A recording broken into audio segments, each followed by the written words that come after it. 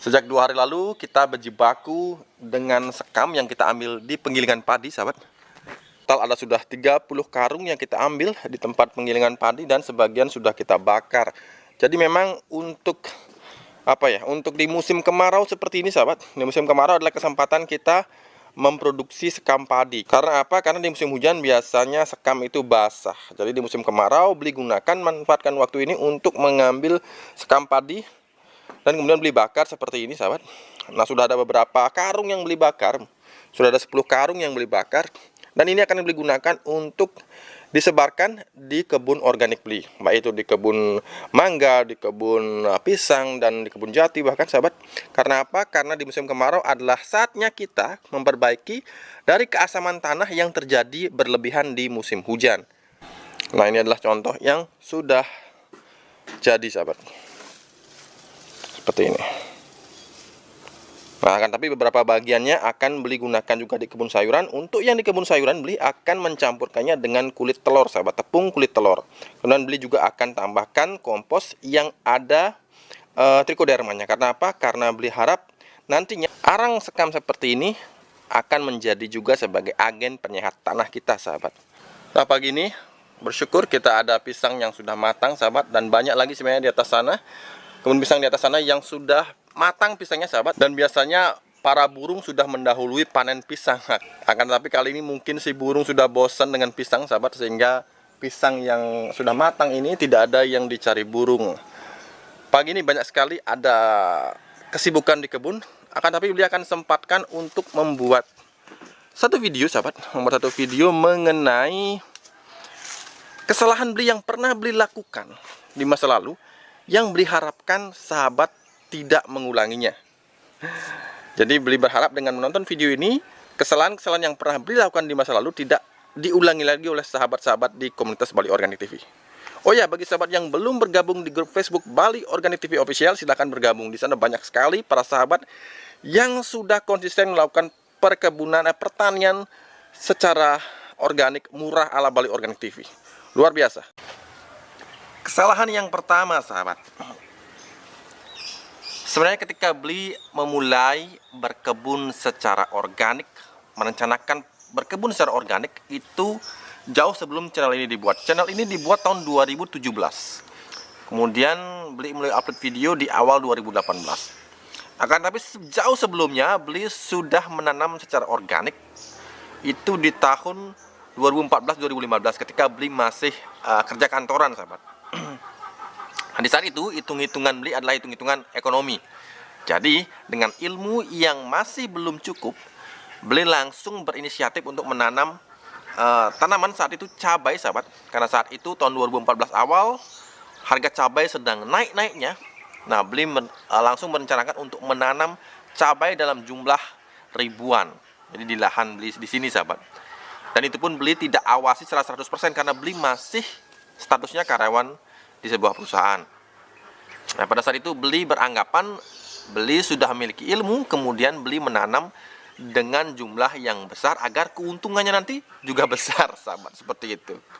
Dan ternyata pada saat itu Beli gagal. Penyebab gagalnya itu banyak hal, tidak hanya masalah hama, tanaman yang tidak tumbuh maksimal, jadi banyak hal. Jadi kesalahan Beli yang pertama adalah Beli langsung mengaplikasikan metode organik ini dalam skala yang luas, dalam skala yang masif. Jadi di sini ilmu yang belum mencukupi, tidak mampu mengcover permasalahan yang ada ketika kita berkebun secara organik. Karena berkebun secara organik itu artinya kita tidak bisa instan, sahabat. Penyelesaian masalahnya nggak bisa instan. Inilah sebabnya. Beda dengan mungkin di kimia sintetis, ketika ada masalah kita bisa belikan saja produk, kemudian kita bisa selesaikan masalahnya. Itu bedanya. Dalam hal ini organik itu tidak bisa instan. Penyelesaian masalah itu murni. Nah, dikatakan adalah penyelesaian masalah itu adalah murni dari apa yang kita bisa peroleh dari pengalaman. Jadi kalau sahabat saat ini merasa tidak punya lahan yang luas, bersyukurlah karena di sini sahabat masih punya kemampuan mengelola lahan yang sempit, menimba ilmu yang banyak di lahan yang sempit. Kemudian nanti apabila ada lahan, sahabat tinggal mengaplikasikan ilmu dan pengalaman yang sudah sahabat dapatkan di lahan sahabat yang sempit. Ingat, sahabat adalah dokter terbaik bagi tanaman yang sahabat tanam, bukan orang lain, bukan beli. Jadi manfaatkanlah pengalaman di lahan yang sempit dengan sebaik-baiknya, karena siapa tahu esok hari kita bisa mendapatkan lahan yang luas dan kita bisa sukses berkebun organik secara skala luas. Kesalahan yang kedua adalah, dan ini sering sekali Beli temukan bahkan di grup bertani, di grup komunitas Bali Organik TV, Beli sering melihat pertanyaan seperti ini. Saya ingin memulai berkebun secara organik, lalu saya dapatkan pupuknya di mana atau pupuknya apa? Nah, ini pertanyaan sebenarnya adalah pengulangan dari pertanyaan yang Beli juga tanyakan 10 tahun, 8 tahun, 9 tahun yang lalu, sahabat. Jadi Beli selalu beranggapan adalah, kalau saya mau subur, pupuk organiknya apa? Nah, seperti ini, sahabat. Jadi sebenarnya kalau kita masih memiliki pemahaman seperti itu, ya wajar. Karena saat ini pada umumnya ketika ada tanaman atau tanah atau lahan yang panennya meningkat drastis, orang bertanya biasanya pupuknya apa. Jarang sekali ada orang yang melihat ketika ada hasil panen yang melimpah mengatakan bahwa tanahnya sangat sehat atau apa. Pasti pupuk yang disinggung. Pupuknya apa? Seakan-akan rahasia kesuksesan adalah di pupuk. Dan ketika Beli pun mempraktekkan membuat pupuk organik cair, pupuk organik padat, banyak sahabat yang beranggapan bahwa pupuk yang Beli buat inilah yang menjadi kunci sukses berkebun organik. Sebenarnya bila sahabat melihat keseluruhan episode dari video-video di Bali Organik TV, sahabat, yang sudah hampir 300 video ini, kunci sukses untuk berkebun organik secara basic, sahabat ya, itu adalah kesehatan dari tanah kita. Kesehatan dari media tanam yang kita gunakan. Karena apapun pupuknya, sahabat.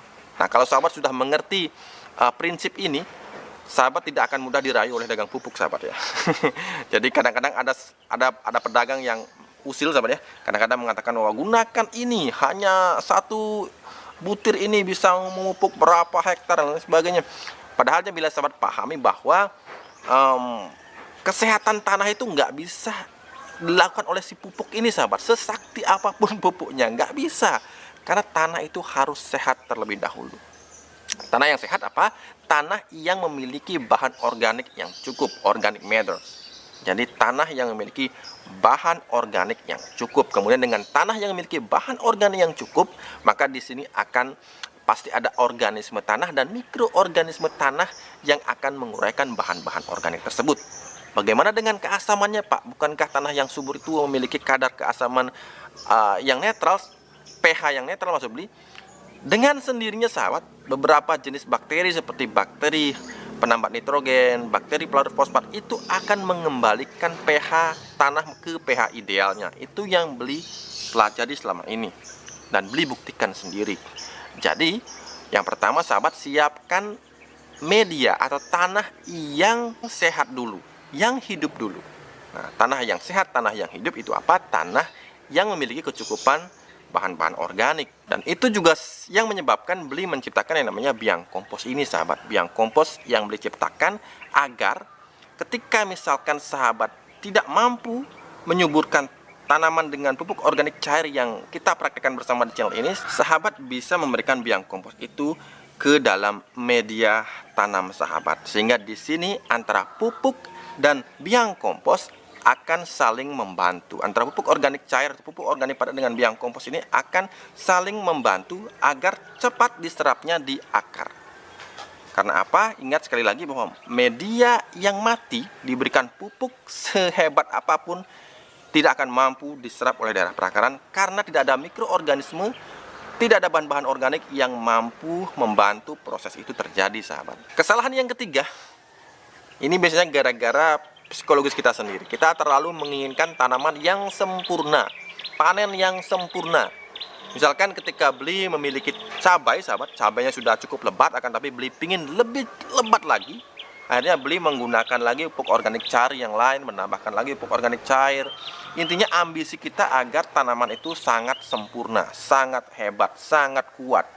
Akhirnya jadi bumerang, dan Beli pernah melakukan hal ini. Tanaman yang sudah Beli tanam, hasilnya sudah cukup baik, sahabat.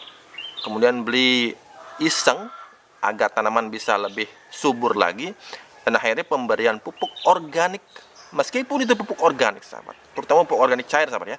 Pupuk organik cair ini pH-nya cenderung asam, sahabat. Akan tapi karena ini adalah pupuk organik cair. Jadi pH yang asam yang kita berikan ke tanaman kita apabila dosisnya tidak terlalu rapat, tidak terlalu sering sahabat, misalkan hanya seminggu sekali atau 4-5 hari sekali, itu akan bisa netral sendiri seiring dengan waktu. Karena di sini penyebab media kita menjadi asam gara-gara pupuk organik cair itu bukan karena residu, itu bedanya. Bukan karena endapan atau residu yang tidak bisa diolah oleh mikroorganisme. Akan tetapi di sini keasaman dari pupuk organik cair yang kita berikan dengan terlalu berlebihan itu nanti akan bisa diuraikan oleh mikroorganisme yang ada di media kita sepanjang media tanam kita itu sehat. Yang keempat adalah menganggap bahwa semua pupuk organik cair itu harus beli fermentasi, sehingga dulu sahabat itu satu kamar itu nggak muat. Satu kamar yang digunakan sebagai gudang itu nggak muat dengan pupuk organik cair yang beli produksi, karena beli fermentasikan semuanya. Saking semangatnya seperti itu. Tidak masalah di awal-awal memang harus seperti itu, kita harus benar-benar memiliki semangat yang menggebu. Akan tetapi seiring waktu dengan pengalaman akhirnya kita tahu bahwa ternyata tidak semua pupuk organik cair itu harus difermentasi, tidak semua sahabat ya. Misalkan pupuk organik cair dari air hujan beras ini sangat fleksibel. Air hujan beras ini adalah bahan yang sangat fleksibel. Difermentasi bagus, tidak difermentasi juga bagus. Salah satu sahabat yang telah membuktikannya adalah Bapak Dedi Kadir, menggunakan pupuk organik cair dari air hujan beras yang dicampur dengan arang. Buahnya jadi lebat dan besar-besar. Nah, ini adalah salah satu testimoni yang diberikan di grup Facebook Bali Organik TV Official. Jadi sebenarnya air hujan beras sahabat memang pH-nya cenderung, apalagi yang kita simpan sahabatnya, pH-nya cenderung merosot atau asam seperti itu. Akan tapi dengan pemberian arang sahabat, ini bisa meng-up lagi sehingga nanti ketika kita aplikasikan ke media atau ke tanah tempat tanaman kita ditanam seperti itu, ini akan mampu diserap juga dengan sangat baik dan sudah dibuktikan oleh banyak orang. Tidak hanya Bapak Dedi Kadir ini sahabat, tapi juga banyak orang yang sudah membuktikannya, dan sahabat pun harus membuktikannya. Apalagi bila sahabat tambahkan dengan biang kompos, ini luar biasa karena ini akan mempercepat penyerapannya, kemudian menjauhkan dari resiko adanya patogen yang terlarut ketika kita memberikan air hujan beras yang terkontaminasi. Karena di sini di biang kompos ini beli meraciknya, beli membuatnya dengan bahan-bahan pilihan yang bisa berguna bagi kesehatan media tanam kita. Nah, kemudian kesalahan yang terakhir, yang kelima. Sebenarnya ada banyak kesalahan nih, tapi ini adalah poin-poinnya saja sahabat ya. Kesalahan yang kelima adalah beli menganggap bahwa menanam secara organik itu hanyalah permasalahan beli tidak menggunakan pupuk kimia sintetis, beli tidak menggunakan racun pestisida kimia. Hanya sebatas itu. Nah, inilah yang sebenarnya beli anggap kekeliruan yang mendasar. Karena apa, sahabat? Beli banyak sekali melihat dan beli sedih.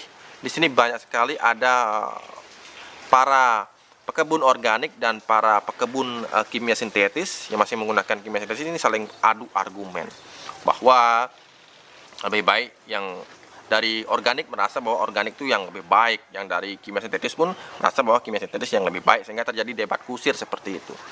Ya, karena di sini kita merasa bahwa mungkin kita punya pendapat bahwa berkebun organik itu adalah menyehatkan, hasilnya menyehatkan, kemudian kita tidak menggunakan racun kimia sehingga tidak ada racun yang masuk, residu racun yang masuk ke dalam tubuh dan lain sebagainya lah, alasan-alasan seperti itu. Akan tetapi di sini berkebun organik sahabat bukan hanya masalah sebatas itu. Berkebun organik adalah komitmen kita untuk bisa jauh-jauh dari, yang pertama, jauh kata malas dari dalam diri ini. Bila sahabat mencoba berkebun organik, maka siap-siap untuk selalu capek.